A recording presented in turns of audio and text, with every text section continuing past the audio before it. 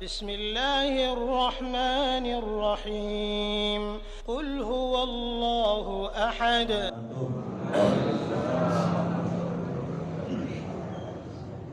الحمد لله وشكر لله والصلاة والسلام على رسول الله الذي لا نبي بعده. Syukur alhamdulillahi rabbil alamin. Kemudian salawat dan salam kepada Rasulullah sallallahu alaihi wasallam. Allahumma salli wa sallim wa barik ala sayyidina Muhammad wa ala ali sayyidina Muhammad. Kaum bapak, kaum ibu, hadirin wal hadirat rahimakumullah. Pada kesempatan ba'da subuh ini, kajian kita melanjutkan kajian kita pada pertemuan pekan lalu, masih membicarakan tentang ibadah zakat. Pagi ini kita membicarakan tentang mustahik zakat, yaitu orang-orang yang berhak menerima zakat.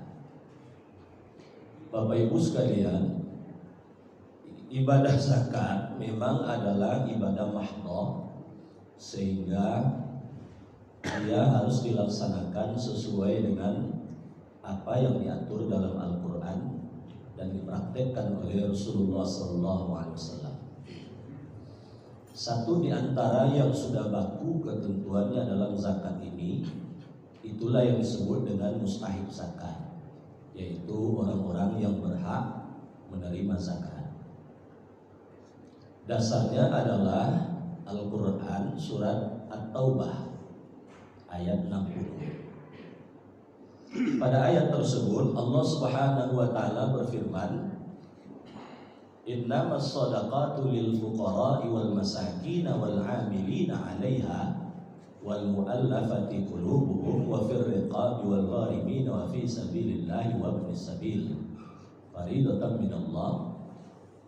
Hanya saja zakat itu diperuntukkan bagi fakir, miskin, hamil, mu'allaf, dan zakat itu diberikan kepada riqab, gharimin, fi sabilillah dan ibnu sabil.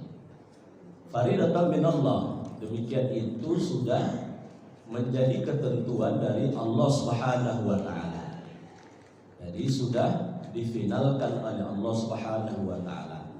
Kita sifatnya hanya ta'abudi, yaitu tunduk dan patuh mengikuti ketentuan yang sudah baku tersebut. Menariknya Bapak sekalian, dari 8 asnaf yang disebutkan tersebut, ternyata Allah menggunakan redaksinya dalam bentuk 2 redaksi. Artinya dikelompokkan menjadi 2 kelompok besar. Kelompok pertama itulah 4 asnaf yang pertama. Maka redaksi yang digunakan oleh Allah adalah menggunakan kata atau menggunakan huruf jar, yaitu li. Li itu menunjukkan kepemilikan. Jadi artinya zakat itu pada dasarnya milik 4 asnaf. Pertama adalah fakir, yang kedua adalah miskin, lalu kemudian yang ketiga adalah amil, yang keempat adalah mu'allaf.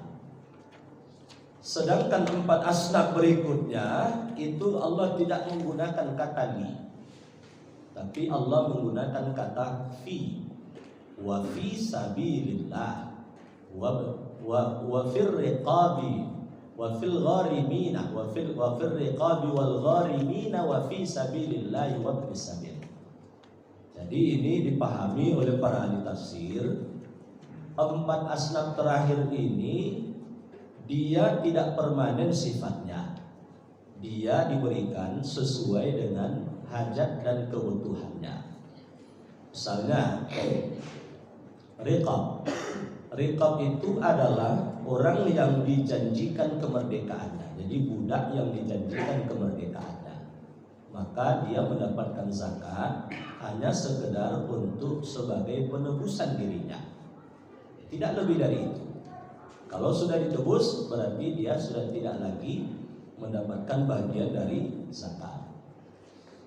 Gharibin, orang yang terlilit utang yang jatuh tempo, dia hanya sekedar menyelesaikan hajatnya terkait dengan utang tersebut.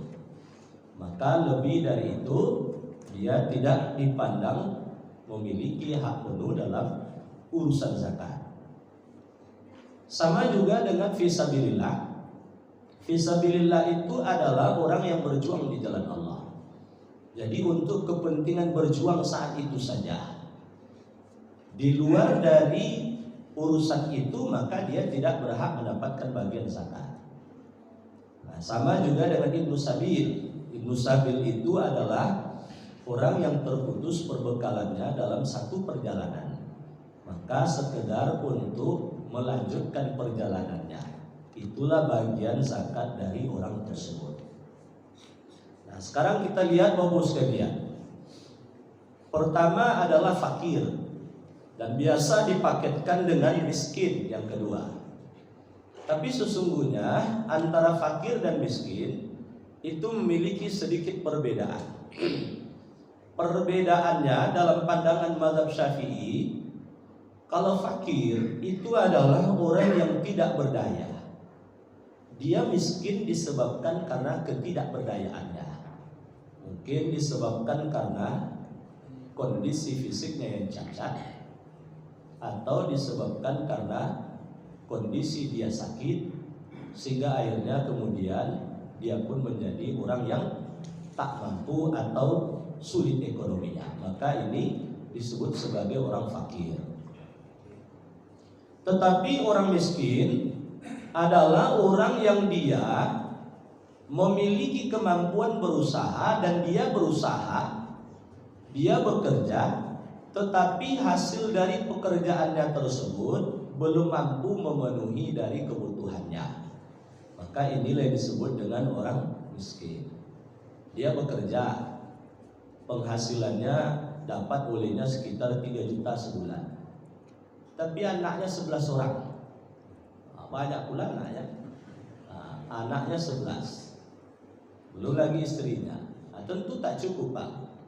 Seberapapun dia kemudian berusaha keras, tak sanggup dia untuk memenuhi kebutuhan keluarganya, karena terlalu besar beban yang ditanggung olehnya. Maka orang seperti ini adalah orang yang miskin. Nah, miskin ini Pak Bu dapat dilihat dari berbagai aspek. Nah, ada istilah-istilah yang disebutkan oleh para ilmuwan. Ada kemiskinan kultural, ada kemiskinan natural, ada kemiskinan struktural, ada kemiskinan teologikal. Kemiskinan kultural itu kemiskinan disebabkan karena budaya kerjanya yang lemah. Dia pemalas bekerja. Orang seperti ini perlu kemudian disembuhkan dari sisi kultur kerjanya, agar kemudian dia punya semangat juang yang tinggi untuk bekerja mencari rezeki. Dalam Islam Bapak sekalian, bekerja itu adalah bagian dari ibadah. Bekerja itu adalah bagian dari ibadah. Semakin berat pekerjaan orang tersebut, maka semakin tinggi nilai ibadahnya di sisi Allah. Maka satu waktu Rasul melihat ada seorang pekerja berat yang tangannya sudah pecah, kasar. Lalu kemudian Rasul ambil tangannya, lalu kemudian Rasul cium telapak tangan orang tersebut. Lalu Rasul mengatakan, sungguh Allah mencintai hambanya yang bekerja berat untuk memenuhi kebutuhan keluarganya. Nah, maka kemiskinan kultural tadi Pak Bu, itu kadangkala tidak bisa diberi modal usaha. Khawatirnya takkan juga dia bisa mampu untuk berusaha. Ada kejadian Pak Bu, seorang yang dia dapat bantuan zakat. Ditanya kepadanya, Bapak dapat bantuan zakat, apa usaha yang akan dibuat? Jadi sebelum dikasih, Pak Bu ditanya oleh yang menyalurkan zakat atau oleh ambil zakat, nah, agar kemudian bantuan itu tidak konsumtif diberi. Lalu dia jawab, saya ingin bekerja motong rumput, maka saya butuh mesin potong rumput. Oleh amil lalu kemudian dibelikan mesin potong rumput. Tapi karena budaya kerjanya yang lemah, begitu dapat mesin potong rumput tadi, belum sampai ke rumah, mesin potong rumput itu sudah sampai pula ke pasar dijualnya. Nah, ini kalau orang macam ini betul-betul kemiskinan kulturalnya itu sangat luar biasa akut pada dirinya. Nah, yang seperti ini tidak bisa diberikan modal usaha. Dientaskan dulu kulturalnya itu, dientaskan dulu terkait dengan kulturalnya. Yang kedua, kemiskinan natural. Kemiskinan natural ini mudah-mudahan tidak ada di negeri kita. Kemiskinan disebabkan karena kondisi alam yang tidak menunjang terkait dengan ekonomi. Mungkin alamnya tandus, alamnya tidak subur, alamnya tidak bersahabat. Yang ketiga adalah kemiskinan struktural. Mudah-mudahan tidak juga ada di negeri kita. Kemiskinan disebabkan karena kebijakan pemerintah yang membuat sulitnya atau miskinnya rakyat. Nah, mudah-mudahan tidak ada ini. Dan kita berbaik sangka, pastilah negara tidak mungkin membuat rakyatnya miskin. Kalau membuat rakyatnya miskin tentu jadi beban berat bagi negara. Nah, yang bahaya Pak Bu, ini yang keempat ini, kemiskinan teologikal. Kemiskinan yang disebabkan pola pandang atau paham keagamaan yang keliru dan salah. Menganggap miskin itu dekat dengan Allah. Kalau kaya jauh dari Allah. Kalau kaya melalaikan dirinya beribadah kepada Allah. Sehingga akhirnya dia pilih posisi sebagai orang miskin. Yang seperti ini adalah pemahaman yang keliru dan salah. Rasul itu Pak Bu adalah orang kaya. Kaya Rasul itu Pak Bu. Tapi kenapa kenyataannya dalam keseharian Rasul sering kemudian tak makan 3 hari, lebih sering lapar daripada kenyangnya. Padahal zahirnya sebetulnya Rasul itu kaya. Mana buktinya? Ketika hijrah ke Madinah Pak Bu, semenjak hijrah ke Madinah itu berlaku ketentuan dari Allah bahwa setiap menang dalam perang 1/5 harta rampasan perang itu adalah milik Rasul.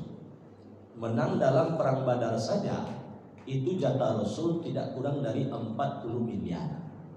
40 miliar duitnya Pak, kalau duit sekarang ya.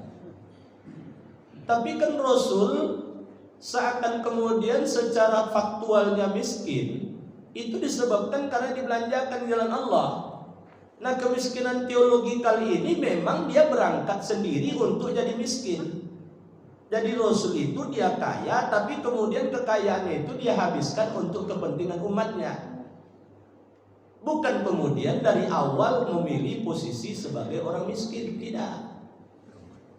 Jadi Bapak Ibu sekalian, tidak benar kalau ada kemudian mengatakan bahwa miskin itu adalah pilihan terbaik dalam hidup untuk dekat dengan Allah. Nah, maka oleh sebab itu seluruh umat Islam mestinya harus kaya, berusaha untuk jadi orang kaya. Tapi ketika kaya, bukanlah kemudian kekayaan itu melalaikan dirinya dari urusan ubudiyah kepada Allah Subhanahu wa taala.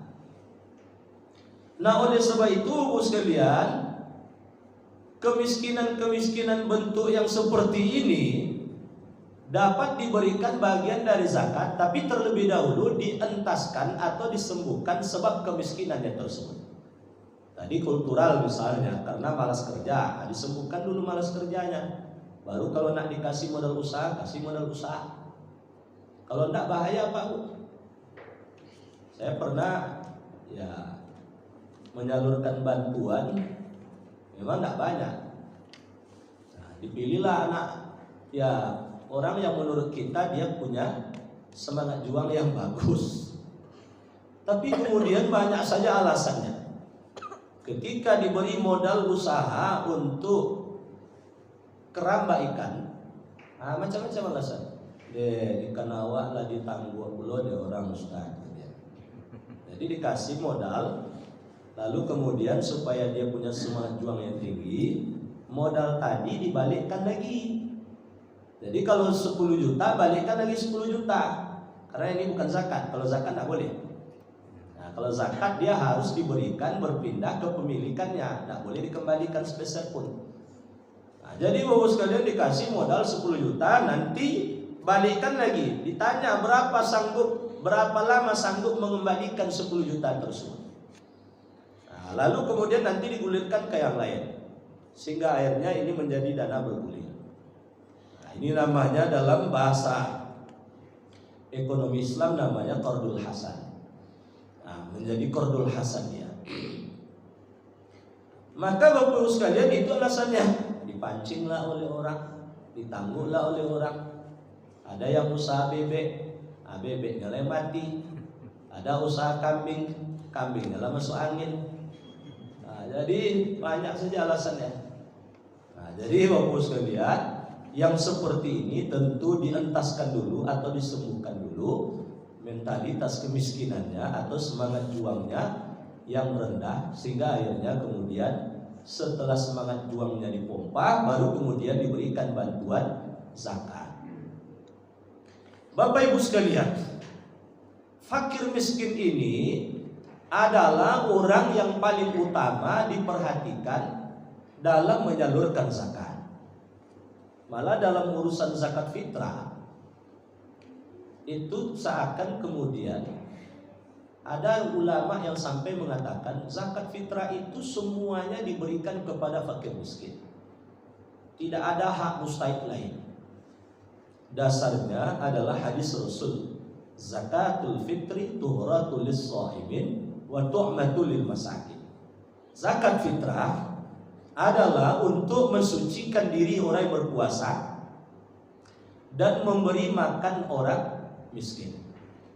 Nah, sehingga Bapak sekalian, zaman Rasul pun itu zakat fitrah rata-rata semuanya diberikan kepada fakir miskin. Mustahik zakat lain tidak kemudian diberikan. Nah, cuman dalam hal ini Pak Bu, kita harus pandai juga melihat situasi dan kondisinya. Ketika itu, kenapa kemudian mustahik lain tidak mendapatkan bagian dari zakat? Contohnya amil tak dapat, mu'allaf tidak dapat, lalu kemudian riqab gharimin fisabilillah musabil tak dapat bagian dari zakat fitrah. Karena memang Bapak sekalian, ketika itu rutinitas zakat mal itu berjalan dengan baik, sehingga mustahik zakat yang lain ini sudah mendapatkan bagian dari zakat mal. Nah, sementara zakat fitrah bagi amil itu adalah tugas tambahan.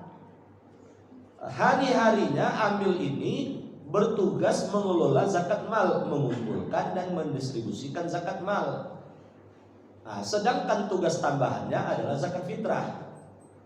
Di kita zaman sekarang Bapak sekalian, justru kemudian amil zakat itu rata-rata bertugas di bulan Ramadan, dan dia bertugas mengurus urusan zakat fitrah. Nah, oleh sebab itu dalam pandangan mazhab Syafi'i, ya 8 asnaf tersebut berhak mendapatkan bagian dari zakat fitrah tersebut, termasuk amil. Jadi ini sengaja saya sampaikan Pak Bu, mana tahu nanti ada yang memprotes, zaman Rasul itu zakat fitrah tidak ada diberi ke yang lain-lain, semuanya kepada fakir miskin. Benar, tapi yang lain itu terpenuhi dengan adanya zakat mal. Nah, dengan adanya zakat mal, kesadaran berzakat mal orang ketika itu boleh dikatakan 100%. Sehingga Bapak Ibu sekalian, fakir miskin selain dia mendapatkan bagian dari zakat mal, tertopanglah khusus di hari raya Idul Fitri dengan adanya zakat fitrah yang diberikan kepada mereka dalam jumlah yang lebih besar, karena semuanya diberikan kepada fakir miskin tersebut. Maka oleh sebab itu, ketika ambil zakat itu adalah ambil zakat yang hanya bekerja di bulan Ramadan dalam urusan zakat fitrah, maka oleh sebab itu ambil berhak mendapatkan bagian dari zakat fitrah tersebut. Kalau tidak, nanti ya siapa yang mau bekerja? Nah, hanya kerja saja lalu kemudian semuanya diberikan kepada fakir miskin. Akhirnya ambil tidak mendapatkan bagian dari zakat fitrah tersebut. Tentu capeknya saja dapat oleh ambil. Nah, sementara amil ini Pak Bu, dia tidak beda mau kaya, dia mau miskin, dia yang namanya amil, dia berhak mendapatkan bagian dari zakat tersebut. Karena yang namanya amil itu adalah pekerja. Nah, Bapak Ibu sekalian, balik pada kajian kita. Tadi telah disampaikan bahwa yang berhak mendapatkan bagian zakat juga adalah amil. Nah, amil itu memang orang yang diberikan amanah untuk bertugas mengelola zakat. Mulai dari mengumpulkan zakat sampai kemudian mendistribusikan zakat, bahkan jika perlu mendayagunakan zakat. Karena amil telah menyisihkan bagian waktunya, energi dan tenaganya terkuras, sehingga akhirnya kemudian dia berhak mendapatkan bagian dari zakat tersebut. Apakah itu zakat fitrah ataupun kemudian zakat mal. Nah, maka saya mengimbau kepada amil nanti di tempat kita dipilah itu, dicatat dengan baik berapa zakat mal, berapa zakat fitrah. Kalau sekiranya zakat mal banyak jumlahnya, maka oleh sebab itu zakat fitrah kita beri prioritas kepada fakir miskin. Nah, tidak usah kemudian diarahkan untuk asnaf yang lain. Nah, sedangkan zakat mal selain kemudian diberikan kepada fakir miskin, juga kemudian diberikan kepada mustahik lainnya. Rata-rata mustahik itu kan fakir miskin, lalu kemudian amil, lalu kemudian ya kalau mu'alaf kan susah mencarinya. Jadi mu'alaf itu Pak Bu harus mu'alaf di lingkungan kita. Jadi bukan mu'alaf yang kunjung mengunjungi ke sana kemari. Paling nanti adalah fisabilillah. Jadi rata-rata itu fakir miskin menjadi satu kelompok, amil, lalu kemudian fisabilillah. Rata-rata ini 3. Maka oleh sebab itu sekalian diberi 1/8 dari zakat mal tersebut untuk amil, lalu kemudian 1/8 untuk fisabilillah, sisanya kepada fakir miskin. Sama juga dengan zakat fitrah. Zakat fitrah kalau sudah ada bagian dari amil dan fisabilillah tadi dari zakat mal, maka oleh sebab itu diberikan semuanya kepada fakir miskin. Diberikan bagian zakat tersebut semuanya kepada fakir miskin terkait dengan zakat fitrah. Ini dalam rangka mengkompromikan supaya kemudian jangan ada yang memprotes atau mengkritisi, zaman Rasul kan zakat fitrah itu untuk fakir miskin semuanya. Kenapa tiba di kita justru kemudian mustahik lain dapat juga? Kalau sekiranya memang ada zakat mal yang dikelola. Tapi kalau memang zakat fitrah pula semuanya, maka dalam hal ini berlakulah pandangan dari mazhab Syafi'i bahwa asnaf yang 8 tersebut mana yang ada, dia kemudian berhak mendapatkan bagian. Lalu kemudian mu'allaf. Siapa mu'allaf tersebut? Mu'allaf ini dalam kajian fikih ini panjang bahasan bagus sekalian.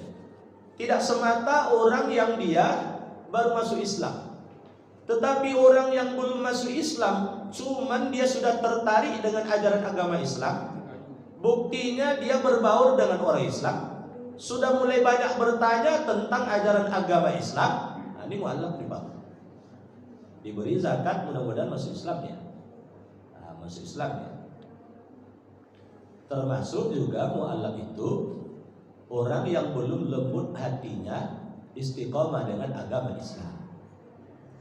Jadi kalau ada orang dia sejak lahir katanya dia beragama Islam, tapi Bapak sekalian tidak pernah datang ke masjid, tidak pernah dia datang ke masjid, Islamnya tak jelas.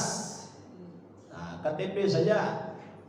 Nah, ini termasuk juga bagian dari mu'allaf. Jadi boleh nanti dikasih zakat atas nama mu'allaf nih. Mudah-mudahan datang dia ke masjid. Aku pengurus cari komi awak kemana dia? Datang dia. Begitu datang sambut dia dengan hangat. Alhamdulillah, Bapak sudah ke masjid. Nah, inilah tujuan kami nasi mu'allaf. Nah, ke depan kalau tak mau dikasih zakat atas nama mu'allaf, rajin datang ke masjid. Nah, termasuk juga mu'allaf itu adalah penguasa yang zalim kepada umat Islam. Itu mu'allaf tuh Pak Bu. Ada Pak RT. Pak RT-nya zalim pada umat Islam. Luar biasa keras dia aturan nak ditegakkannya berdasarkan pandangannya saja kepada umat Islam. Nah, ini Pak RT ini mu'allaf nih kalau macam ini. Nah, jadi penguasa baik dia beragama Islam atau tidak beragama Islam yang dia zalim kepada umat Islam. Tujuannya adalah agar dengan diberi zakat tersebut dihentikannya kezalimannya tersebut terhadap umat Islam. Nah, maka mu'allaf ini sekalian pada dasarnya adalah orang yang dilembutkan hatinya agar istiqomah dengan agama Islam. Nah, sehingga penafsirannya banyak dan memang satu diantaranya adalah orang yang baru masuk Islam. Nah, zaman Rasul Pak Bu, orang baru masuk Islam ini atau mu'allaf ini memang diberi jatah oleh Rasul dalam jumlah yang besar. Dalam jumlah yang besar. Itu sebabnya begitu wafat Rasul, lalu kemudian mu'allaf datang kepada Abu Bakar. Abu Bakar sebagai pemimpin ketika itu. Mana jatah kami yang biasa kami terima seperti pada masa Rasul? Minta jatah apa Bu mu'allaf ini? Kata Abu Bakar, engkau datang kepada Umar. Karena Umar yang mengurus Baitul Mal, lembaga keuangan negara. Begitu datang kepada Umar, maka kemudian Umar mengatakan, saat ini tidak dibutuhkan lagi umat Islam dalam jumlah penambahan. Karena umat Islam sudah banyak. Sekarang silakan kalian pilih gitu ya. Tetap bertahan dengan agama Islam, tidak ada bagian mu'allaf lagi untuk kalian. Atau yang kedua, silakan keluar dari agama Islam. Satu saat akan ketemu dengan pedang saya di medan perang, saya penggal kepala kalian satu-satu. Wah, jadi Pak Bu, ciut ini mental mu'allaf yang minta jatah ini. Akhirnya datang kepada Abu Bakar, nak diadu dombanya ini dengan mengatakan, ya Abu Bakrin, yang khalifah itu engkau atau Umar? Maka kata Abu Bakar, saat ini saya khalifahnya. Besok setelah saya, Umar yang jadi khalifahnya.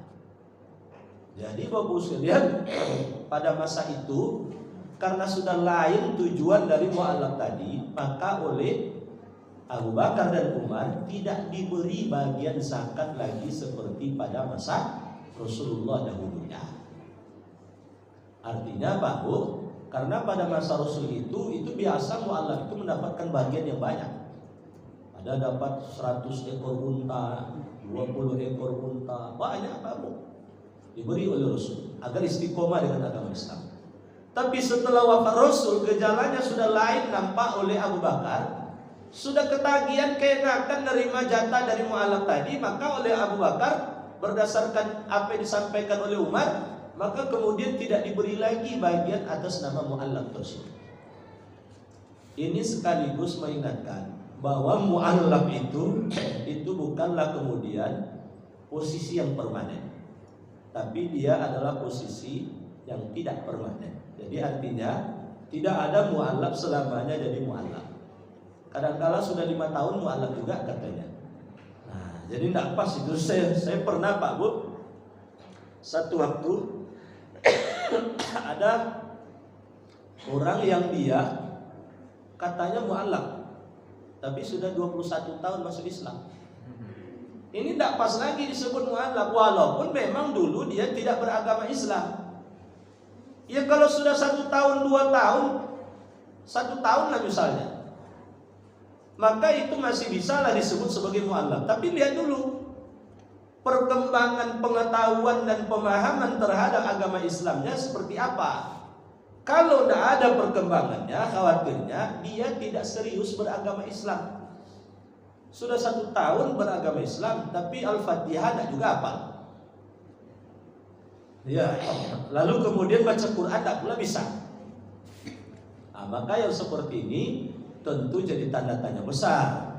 Ini mu'allaqnya mu'allaq benaran atau kemudian jadi-jadian. So pernah kejadian begini Pak.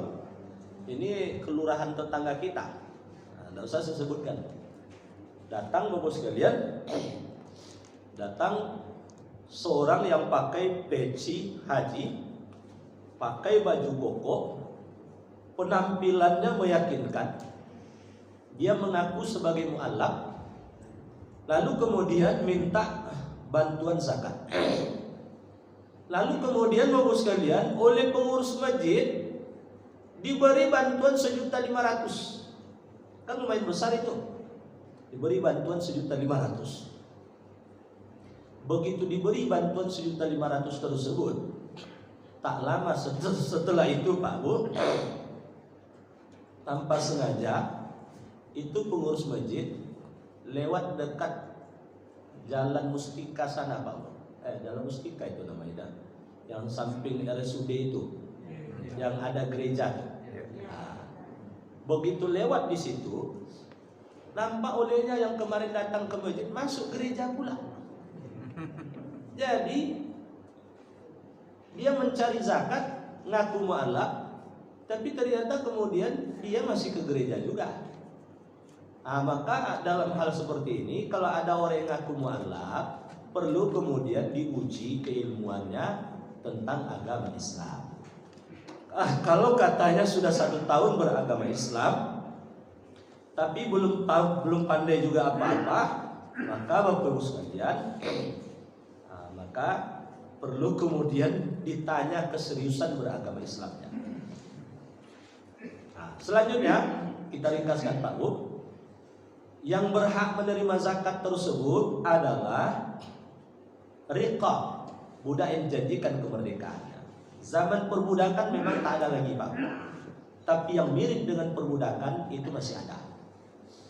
Ketika ada seorang dia menjadi pembantu di satu rumah dan dia dieksploitasi sedemikian rupa, dan dia tidak punya hak kebebasan untuk menentukan nasib hidupnya. Nak keluar dari rumah tersebut ternyata kemudian tidak boleh kecuali kalau mengganti sejumlah uang yang dijadikan sebagai ongkos membawa dia dari Jawa ke sini. Nah, kalau diganti uang tadi baru kemudian dia dibebaskan. Nah, ini mirip dengan perbudakan. Nah, lalu kemudian riqab, lalu kemudian gharimin. Gharimin itu orang yang terlilit jatuh tempo. Siapa itu? Yaitu orang-orang yang dia berutang untuk kepentingan Islam. Nah, kalau kemudian untuk kepentingan pribadi, apalagi untuk kepentingan yang bukan pokok, maka itu tidak bisa disebut sebagai gharimin, orang yang terlilit utang yang jatuh tempo. Nah, jadi Bapak sekalian, jangan nanti setiap orang berutang lalu kemudian diselesaikan pula dengan zakat. Habis pula ada oleh zakat itu untuk urusan yang seperti ini semuanya. Jadi Bapak sekalian, ini adalah orang yang dia mengorbankan diri untuk kemudian berutang untuk menyelesaikan sesuatu, lalu jatuh tempo tak sanggup membayarnya. Contoh begini Pak, masjid ketika itu dalam kondisi darurat, lalu kemudian dibangunlah dengan upaya cepat menggalang dana. Ada seseorang yang kemudian merelakan dirinya untuk meminjam.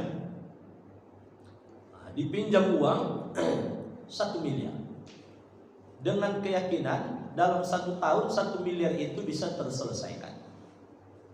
Masjid pun kemudian dibangun.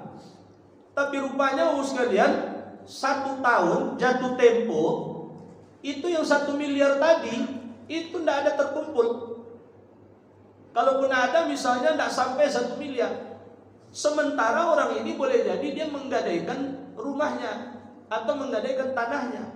Inilah orang yang kemudian boleh mendapatkan bagian zakat atas nama gharim tadi. Jadi tidak utang masjid dalam pengertian umum. Karena masjid rata-rata kan punya utang terus. Ya namanya kalau pembangunan tidak selesai-selesai, dalam urusan masjid tersebut itu biasanya tetap berutang. Maka kalau ada orang yang dia menanggung sendiri utang tersebut, jatuh tempo dia tidak sanggup untuk menebusnya, inilah yang kemudian harus diselamatkan. Fisabilillah. Fisabilillah adalah orang yang menghabiskan waktunya untuk urusan agama. Untuk urusan agama.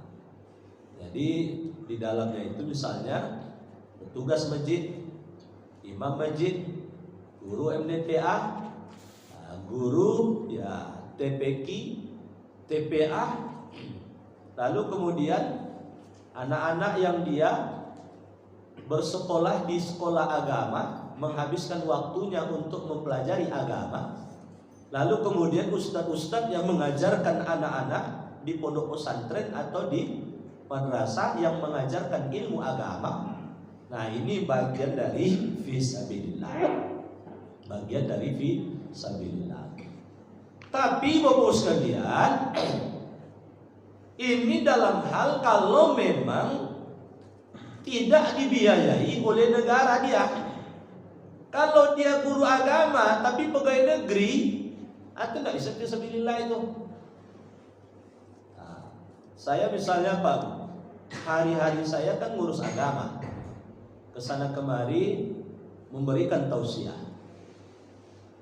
Hari-hari saya mengurus pesantren Seriau, karena kebetulan di kantor diamanahkan sebagai kepala seksi pondok pesantren. Jadi Bapak sekalian, hari-hari saya mengurus pesantren itu sudah digaji oleh negara.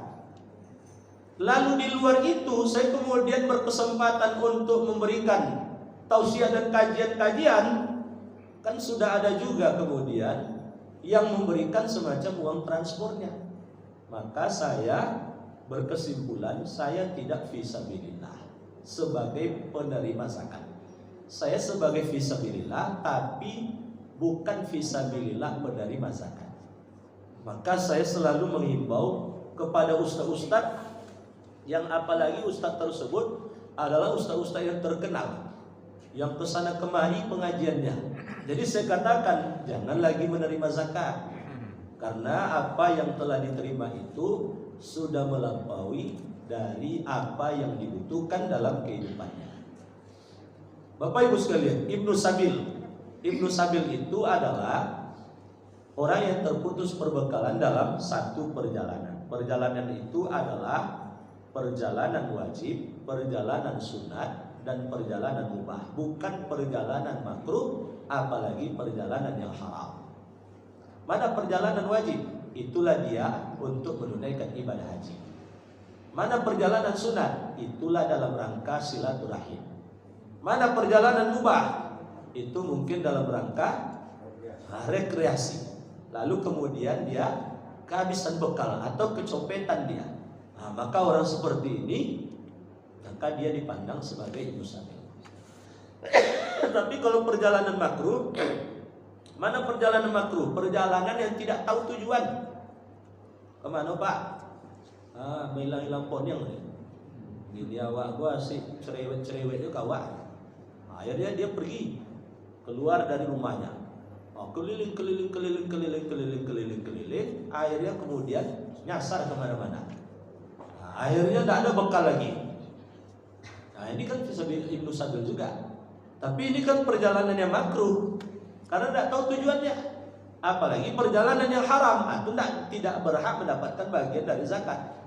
Perjalanan dalam rangka memutus silaturahim, atau perjalanan dalam rangka merampok atau mencuri. Ada satu kampung, kampung itu disebut dengan kampung ya rata-rata orangnya bajing loncat. Nah, itu sebelum berangkat dia tidak jarang berdoa juga. Nah, pakai doa selamat itu. Dulu ada di satu tempat di Riau ini, terkenal kampung itu adalah kampung perampok. Itu sebelum turun ke laut, nah, itu pakai doa selamat itu. Mudah-mudahan selamat dalam merampok. Nah, ini kalau kehabisan bekal, nah, jangan dikasih zakat. Kalau dikasih pula zakat, tambah lancar dia usahanya untuk merampok jadinya.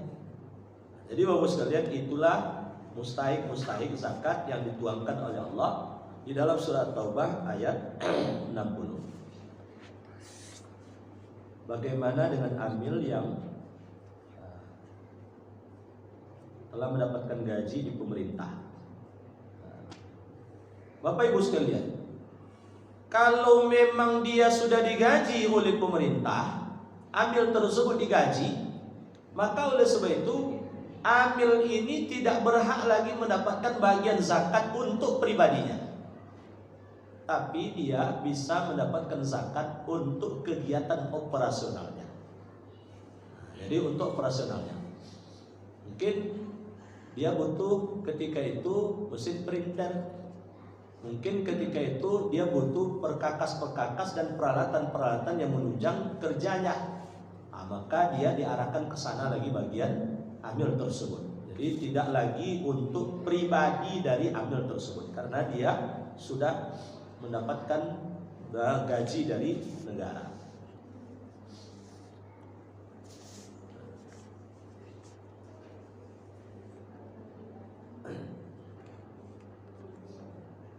Jadi panitia yang dia bertugas dalam mengumpulkan dan mendistribusikan zakat, itu dia mendapatkan bagian bapak sekalian dari zakat tersebut. Dan ini ada pertanyaan, apa boleh dari dana Ramadan untuk kemudian membantu dari amil yang telah bertugas untuk mengelola zakat tersebut? Jadi tidak usah diambilkan dari dana Ramadan, dari 1/8 zakat yang terhimpun itulah kemudian diberikan kepada amil tersebut. Bolehkah zakat mal digabung dengan zakat fitrah? Nah, dengan pencatatan yang sudah jelas bapak sekalian, berapa misalnya zakat mal, kalau berupa uang zakat mal, lalu kemudian zakat fitrah sudah jelas pencatatannya, digabung semuanya lalu kemudian didistribusikan, itu boleh. Nah, cuman saran saya tadi seperti yang disampaikan tadi, kalau bisa itu dengan pencatatan yang jelas, maka kemudian zakat mal itu diperuntukkan bagi 8 asnaf yang ada. Jadi tidak mesti 8 asnaf itu yang ada. Kalau cuman ada 3, maka kemudian 3 bagian tersebut diberikan dari zakat mal. Sementara zakat fitrah itu diberikan kepada yang fakir miskin saja. Jika seorang miskin ingin membayar zakat fitrah namun uangnya tidak mencukupi, bagaimana caranya? Berapa ada? Jadi zakat fitrah itu memang 1 sok. Berapa 1 sok tersebut? 1 sok itu Pak Bu 4 mud. Ini mud nih Pak Bu. 2 telapak tangan ini masukkan ke dalam karung beras, 1 mud, 2 mud, 3 mud, 4 mud. Itu makanya terjadi perbedaan dari sisi berat beras tersebut. Kalau ibaratnya kita beras, karena lebar telapak tangan kan beda-beda. Nah, maka ada yang mengatakan 2,1 kilo, ada yang mengatakan 2,3, ada yang mengatakan 2,7, dan ada yang mengatakan 2,5. Nah, disertasi Yusuf Al-Qaradawi dia mengatakan 2,5 kilogram beras. Dan inilah yang kemudian diadopsi di Indonesia dengan keluarnya keputusan Menteri Agama nomor 52 tahun 2014 bahwa zakat fitrah tersebut adalah 2,5 kilogram beratnya. Nah, maka oleh sebab itu Bapak Ibu sekalian,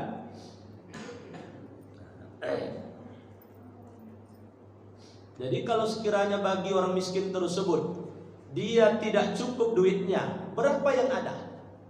Hari terakhir yang wajib membayar zakat fitrah tersebut, berapa yang ada? Itu makanya kata Imam Syafi'i, kalau hanya segenggam beras cuma ada sisa dari kebutuhan makannya, segenggam itulah sebagai zakat fitrah orang miskin tadi. Jadi malam takbiran sudah tiba, lalu kemudian dia belum bayar zakat fitrah juga. Akhirnya kemudian dia memberanikan diri juga membayar zakat fitrah. Duitnya hanya ada 10.000.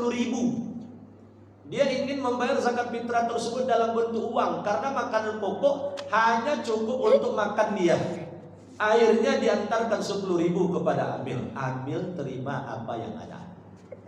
Karena sebegitulah mampunya orang miskin tadi, sehingga akhirnya kemudian itu dipandang sebagai zakat fitrah yang sudah mencukupi. Ingin membayar zakat fitrah, namun berharap diberi dari zakat baru membayar zakat. Bagaimana? Jadi kalau memang sulit hidupnya Pak Bu, orang yang sulit ini prioritaskan awal dia mendapatkan zakat fitrah, sehingga ketika dia mendapatkan zakat fitrah, mudah-mudahan dia bayarkan zakat fitrahnya. Sebab boleh jadi dia sendiri tak mampu membayar zakat fitrahnya kalau belum mendapatkan bagian dari zakat fitrah itu sendiri. Jadi boleh yang seperti itu, karena memang pada dasarnya itu sudah menjadi miliknya. Apa yang didistribusikan kepadanya itu sudah menjadi miliknya, tapi dia tidak bebas pula, kemudian dia tidak lepas dari kewajiban zakat fitrah. Karena zakat fitrah ini kan zakat jiwa. Jadi siapa saja yang hidup di bulan Ramadan, kaya ataupun miskin, dia wajib membayar zakat fitrah. Jadi bukan zakat fitrah itu zakat antara orang kaya dan orang-orang kaya saja, tidak. Semua orang Islam, puasa atau tidak puasa, dia wajib membayar zakat fitrahnya. Kan ada orang yang berhalangan dia berpuasa. Saya kan berhalangan puasa Ustaz. Karena saya dalam keadaan hamil gitu. Berarti saya tidak bayar zakat fitrah. Tidak, Bapak sekalian, wajib membayar zakat fitrah. Zakat fitrah mensucikan atau membersihkan diri. Kenapa anak baru lahir lalu kemudian anak itu membayar zakat fitrah juga?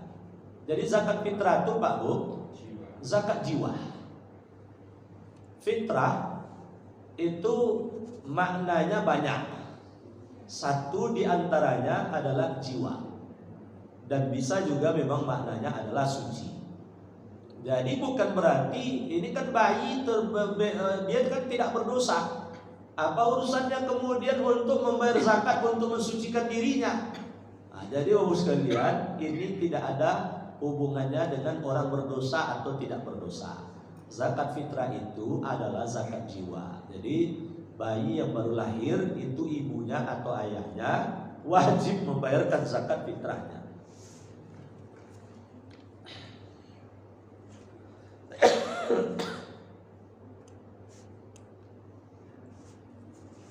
Bagaimana kalau kita membayarkan zakat tapi kemudian tidak kita lafalkan? Bapak Ibu sekalian, kalau tujuannya adalah dalam rangka menjaga kehormatan dan harga diri seseorang, tidak kita lafalkan bahwa itu adalah zakat kepadanya, maka itu tidak apa-apa. Karena kadang-kadang kan ada pula orang yang menerima zakat itu dia menjaga harga dirinya.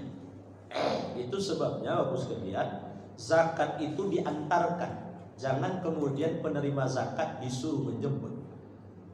Karena akan ada orang yang dia tak mau menjemput zakat tersebut karena malu dia. Ada di satu tempat, tak mau dia menjemput zakat fitrahnya itu ke masjid. Daripada kemudian saya dilihat oleh orang lain, inilah penerima zakat fitrah yang miskin ini orangnya. Biarlah saya tak terima katanya, biarlah saya tak makan katanya. Maka dalam rangka menjaga yang seperti ini, Bapak sekalian, itu sebabnya yang terbaik khusus bagi fakir miskin ini, antarkan ke rumahnya. Antarkan ke rumahnya. Apalagi berkaitan dengan zakat mal, jangan disuruh dia datang ke rumah kita. kita yang mendatangi ke rumahnya. Kita berikan kepadanya jika perlu. Tidak ada orang yang tahu dia adalah menerima zakat mal dari kita. Nah, sehingga itu jauh lebih terhormat ketika kita salurkan zakat tersebut langsung kepada orang tersebut.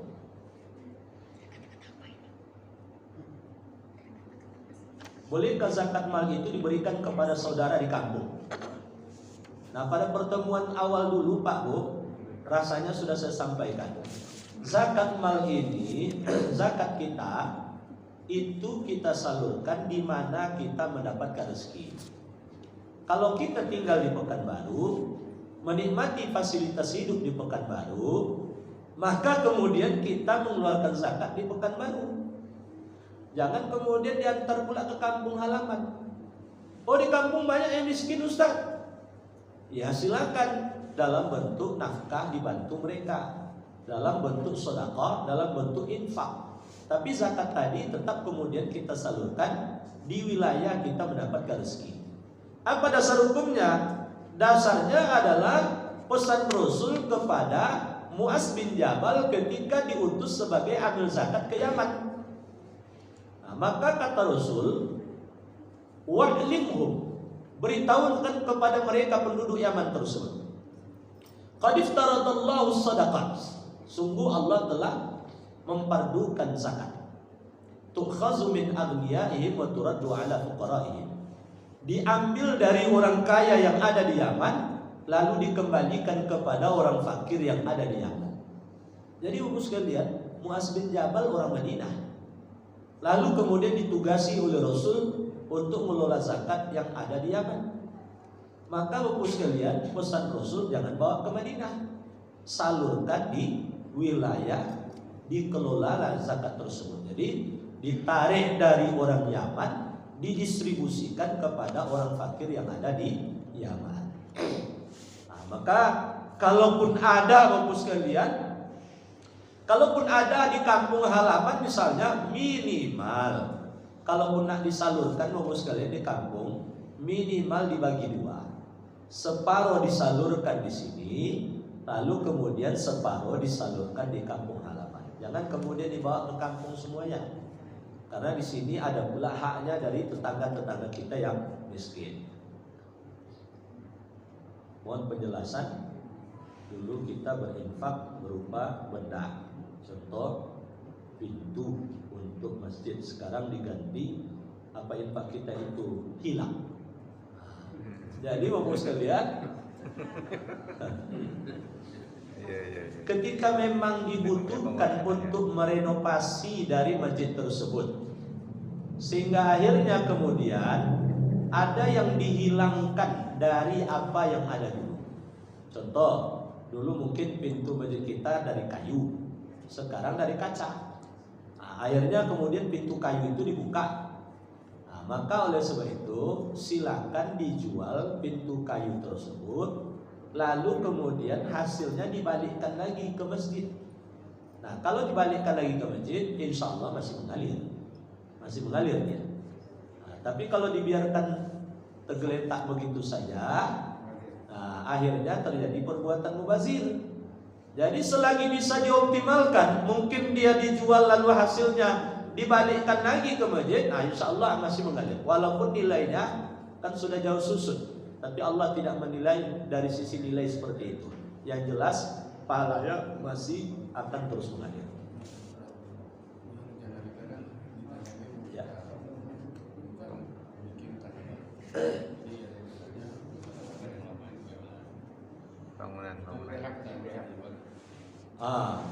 Jadi prinsipnya bagaimana caranya untuk dioptimalkan. Kalau misalnya tangganya dirobohkan, ada kemudian yang mau membeli untuk sebagai timbunan, nah, maka kemudian nilai uang tadi dibalikkan lagi ke sini. Nah, jadi begitu prinsipnya. Nah, karena kalau sudah dihancurkan kan tidak mungkin lagi itu akan dioptimalkan, kan mungkin dipahat bagus-bagus lalu kemudian dipakai lagi batunya, nah mungkin itu pasti dihancurkan.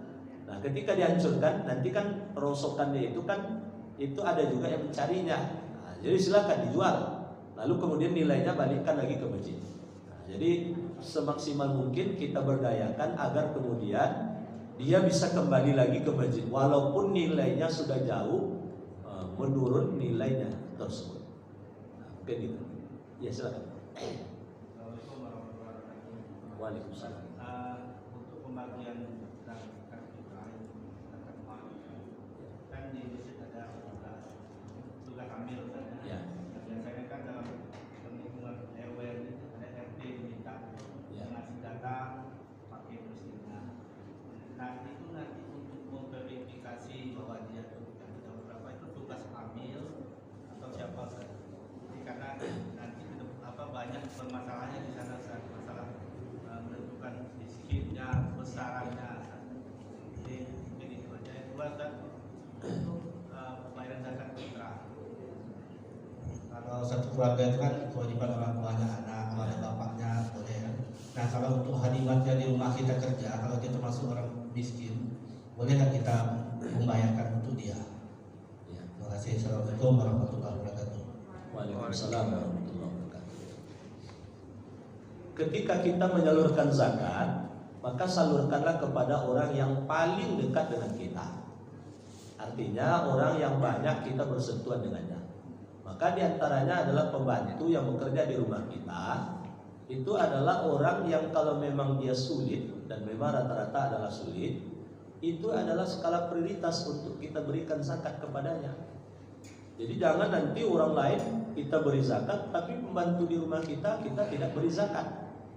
Orang kita beri zakat, tapi kemudian ada sepupu kita yang sulit ekonominya, atau kemudian ponakan kita yang sulit ekonominya, lalu kemudian kita tidak berikan zakat, sementara nafkah pun tidak kita berikan.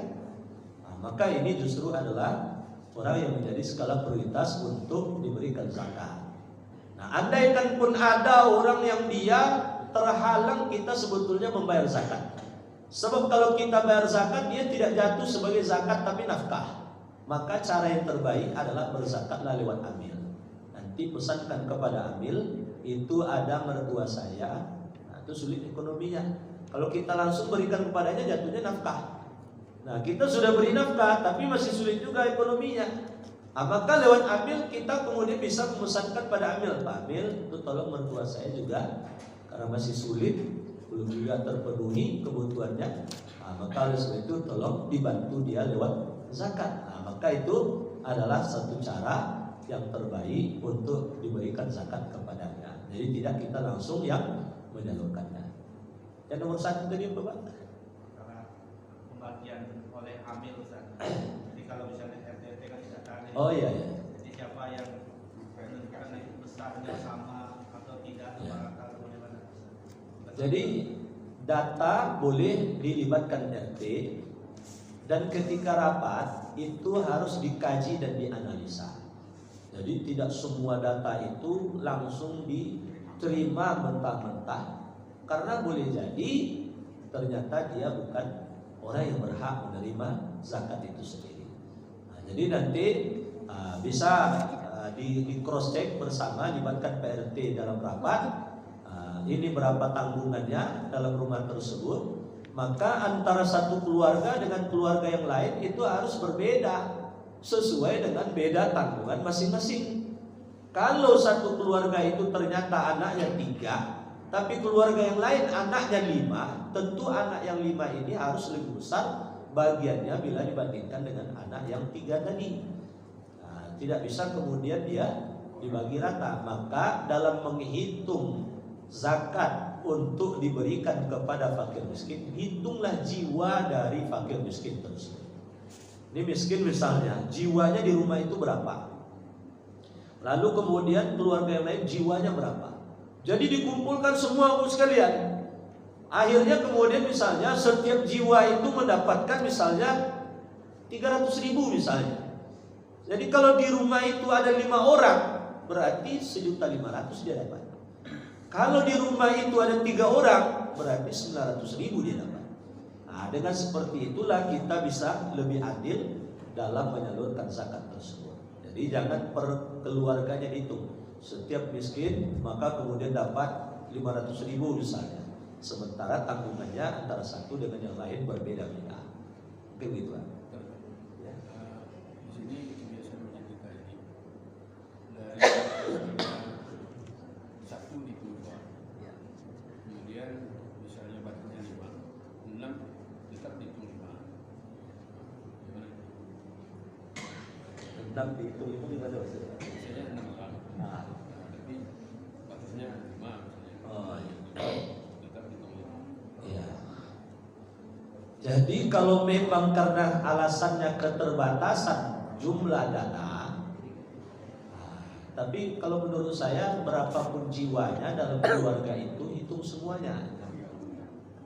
Jadi kalau bisa ya sesuai dengan jumlah jiwa saja, sesuai dengan jumlah jiwa. Jadi kalau sekiranya nanti di keluarga itu ada 7 orang, maka jangan dihitung sebagai 5 saja. Jadi sebaik mungkin ya, karena tujuan dari zakat itu pemenuhan kebutuhan dari orang miskin tadi. Zakat fitrah itu apalagi. Nah, pemenuhan kebutuhannya itu tentu kemudian dilihat dari jiwanya yang menjadi tanggungan dari di tengah keluarga tersebut. Nah, jadi Bapak sekalian, kalau saya lebih cenderung untuk menyarankan hitung berapa jumlah jiwanya. Nah, dan bedakan antara yang jiwa dalam keluarga tersebut sedikit dengan yang banyak. Mudah-mudahan dengan seperti itu kita akan lebih mendekati keadilan dalam mendistribusikan zakat tersebut.